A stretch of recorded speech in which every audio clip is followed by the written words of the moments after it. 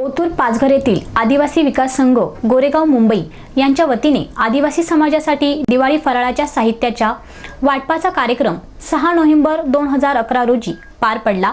यावेळी 1 किलो साखर, 1 किलो रवा, 1 किलो मैदा, अर्धा किलो खोबरे, अर्धा किलो तेल असे साहित्य एका कुटुंबासाठी वाटप करण्यात आले।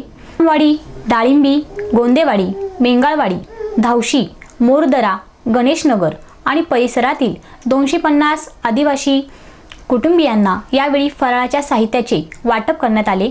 या कार्यक्रमासाठी सुरेंद्रभाई मेहता, शशीभाई दोशी, पन्नाबेन पांचाळ, मुंबई गाडगे महाराज संस्थेचे देशमुख साहेब, महेश वराडी, संतोष हंडे, हेमंत वाडेकर उपस्थित होते।